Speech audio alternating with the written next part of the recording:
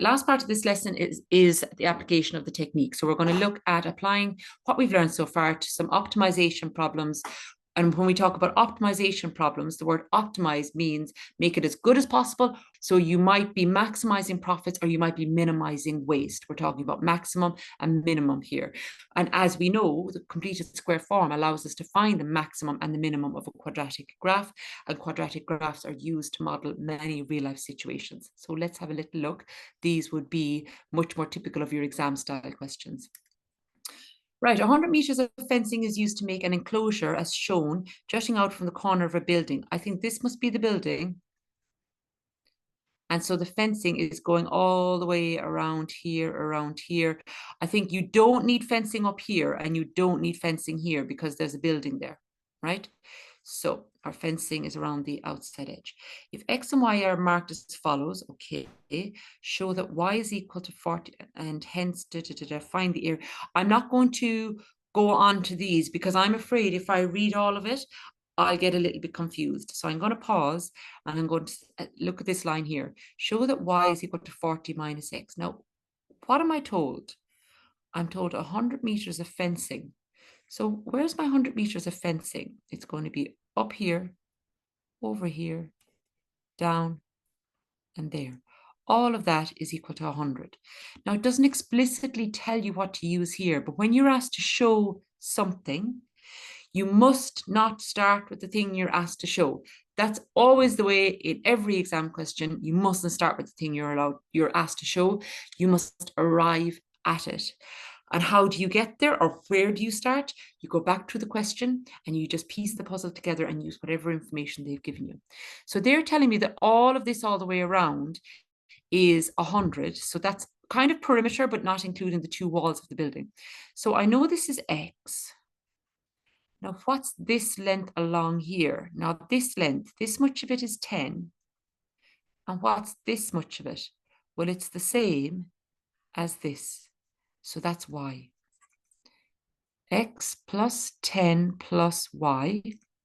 All right, let's come down here. We have got down as far as here is the same as this side. So that's X going from there to there. And then this part is the same as this part, which is 10 meters. So then I've got, if I'm coming down, I've got X plus 10, go along the bottom, plus Y. That's all of the fencing we have. And how much fencing do we have? 100 meters. Okay, I'm not going to stress about what I've been asked to show just yet. I'm just going to use my algebra instinct to do some stuff. I've got an X and an X, which is a 2X. I've got a Y and a Y, which is a 2Y. 10 and 10 makes 20 is equal to 100. I'm going to now look at what I'm working towards to give me a hint as to how I should rearrange.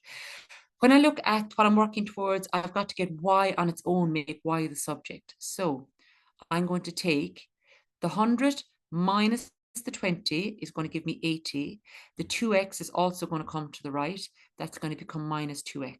So I wanted the Y term on its own on the left. Look again at what we're working towards. We're almost there. Do you notice that the 2, the 80, and the negative 2 can all be divided by 2? So let's do that, giving you Y is equal to 40 minus X. Done. Right, I put a little note here on the side because it's a really, really important exam technique that when it's a show that question, you never start with the thing you're asked to show. You look and find other information in the question that you can use, do a little bit of something, whatever it's hinting to you to do, and then you work towards and you try to arrive at the thing that you're asked to show. Right. I haven't actually started part A yet. Oh, this question is a lot. So it said, if X and Y are as marked, show that Y is equal to 40 minus X. We did that. That's great. Part A, find X if the area, I'm going to highlight the word area because that's going to be important. And the area is 600 meters. And I've been asked to find X. The area of the enclosure, all of this is the enclosure. So in order to find the area of that, I think I'm going to split it into two sections. We'll call that 1 and we'll call that 2. So for area of 1, it's going to be length times width. And the length is this. It's 10 plus Y.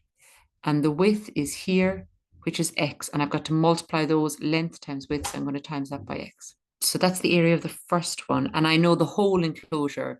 So I'm going to have to add the two of them together. So let's now do the area of 2. And 2 is y by 10. Okay, so the total area is equal to 600 meters squared. I'm going to put the x out the front in that bracket because that's just where I'm more used to seeing it. And it's the same, isn't it? Area 2 then is y times 10, which is just 10y, and that's equal to 600. I should probably do a little bit of work on this first bracket before I have another look at what I've got to do. But the question said find x. Hold on a second. I've got x and y here. What am I going to do? Can't find just x if there's x and y. So we're going to have to go back and have another look and see what we've got. What did they ask us to do before? Show that y is equal to 40 minus x. Now, they never ask you to do something in an exam unless they intend for you to use it in some way. So I think we're going to use this. If we know that y is equal to 40 minus x, I can simply replace this y and this y. I put a little star here and here and here, replace those with 40 minus x, then it'll be all x's. And let's see what happens after that. So instead of y, we're going to say 40 minus x. And instead of y, we're going to say 40 minus x. We're going to substitute it in, is equal to 600. Now we're just going to do some stuff. I love this part of any question where you don't have to do any figuring out. You don't have to try and figure out the problem. You're just in your comfortable little algebra zone. X times 40 and x times minus x, 10 times 40 and 10 times minus x. I've got an x squared, so we've got a bit of quadraticness going on here, but the x squared is negative. So I think I'm going to have the 0 on the left and the x squared on the right. So it's going to become positive x squared. What have I got then? 10x and 40x is 50x. 50x minus 10x is 40x, which is positive on the left. So I need to bring it over and make it and subtract it from the right, make it negative on the right. What else have I got? I have got 600 on the right. Bring the 400 across to meet it, and that will be subtract 400. So that's going to give me 600 minus 400 is 200. What was I asked to do again? Find x. Oh my God, I'm still not there. But I have a quadratic, and the 200 makes me feel like I want to do a minus b formula, ax squared plus bx plus c. So we'll use the quadratic formula.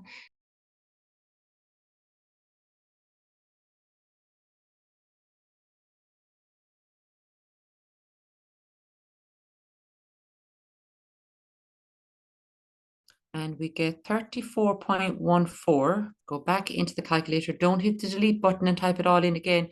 Use your arrows. You might not have the same calculator as me, but whatever type of calculator you have, there's arrows in it.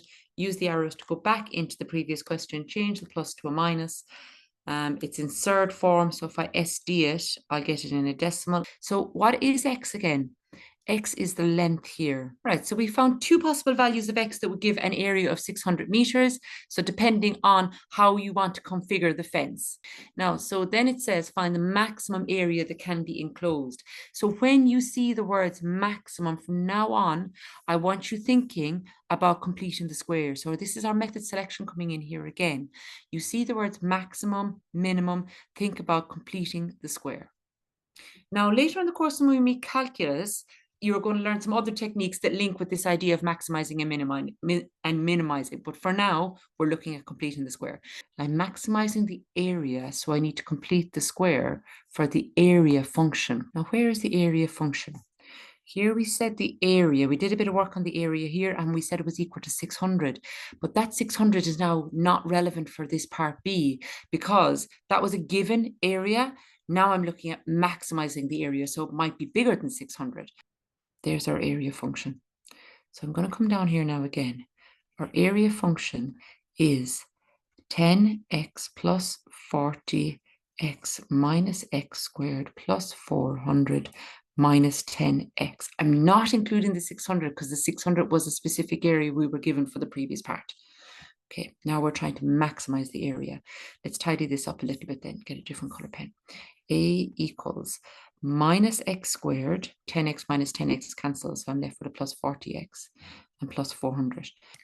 So I've made it all a bit smaller because I was running out of space. So I'm trying to find the maximum area. So now I've got my area function. You can see here that this is a quadratic curve with a negative coefficient of x squared. So it's going to look like that. It's going to be an N-shaped. This is going to be my area function, and it's going to have a maximum turning point. So complete the square to find the maximum turning point. Oh my God, this question is so long.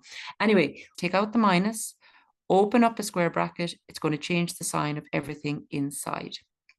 Now we're ready to complete the square. Bracket squared x, half the coefficient of x minus the square, then the constant. Tidy it up a little bit.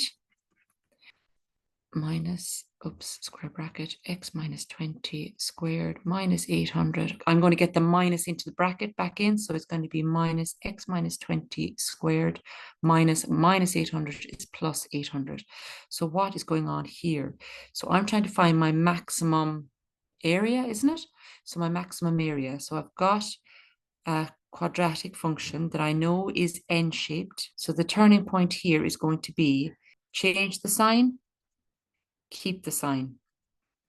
So my turning point then is going to be at 20, 800. This is an area function. So we've got our x values along the horizontal, and up the y-axis instead of y, it's actually a. So our maximum area, you can see, is this top highest up part of the graph here. The maximum area is going to be 800. And if you go back up to the question, you'll see that the units is meter squared. Oh my God, that was so long. But that's the kind of thing you have to be prepared for in an exam. Right, please take your time writing up this example. There's a lot in it. Write any steps that you need. I think this would be a perfect question to have on a flashcard with the full solution on the back, because it really is a fairly typical kind of an exam style question. And so if you were to do this question several times over, any question that came up like this, even with different shapes or whatever, you would know the steps, you'd be able to do it. The question on the right is quite a different type of question. However, I would like you to have a go at it before you watch me doing it. You're given the turning point and you're asked to go back and find the equation. Now, you know there's a link between turning point and completed square. So maybe you could go into the completed square and take it from there and see how you get on. When you are ready, you can press play and watch me doing it.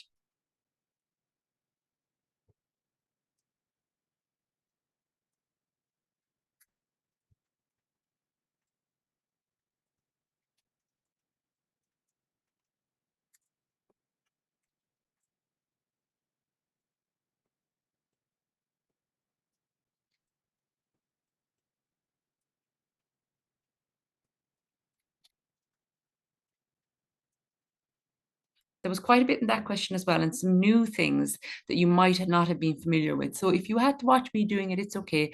I'll quickly run through it just to make sure you're okay. The first one I mentioned, the first part I mentioned, that it said turning point, so you should be automatically thinking completing the square. That again is your method selection, linking that word turning point with completed square. So I had the turning point. I used the turning point to write the completed square form. And then I just did some stuff, did a bit of expanding and managed to get it to look like the way I wanted it to look. On to part B then, it said the words intersects the x-axis. Now, when I hear those words, without thinking and overcomplicating things, I hear the words intersects the x-axis, I just let y be equal to 0. Because I know wherever a curve passes through the x-axis, the coordinates are going to be something 0, something 0. So I did that on my function. So at this point, I know I need to solve. You might have gone for the minus b formula here, and that's absolutely fine. But one thing we haven't really looked at, but it's a nice little extra we're getting here, is that you can actually use the completed square form for solving when the factorizing doesn't work. But then I read the question again and it said find the coordinates. Now, coordinates has to have an x and a y. I just had an x, but I found these x coordinates by letting y be equal to 0. So the y coordinate was 0. That is all we need to look at in that topic. But I have a nice little challenge here if you just stay with me for another minute. You've been using the quadratic formula probably for a few years. At least you've been using it since earlier in this module. And when I did it with you, I just said, look, here's the formula and it works. So let's just use it. But I wonder where it comes from. We can actually derive the quadratic formula by completing the square of this general form of a quadratic, ax squared plus bx plus c. We can derive the quadratic formula. Have a go completing the square for this general form. There's going to be a's, b's, and c's everywhere, and it's going to feel a little bit uncomfortable. I'm going to show you the solution. There you go. You can come back to this or pause it, screenshot it, take a photo, whatever you need if you want to follow through the steps to derive the quadratic formula.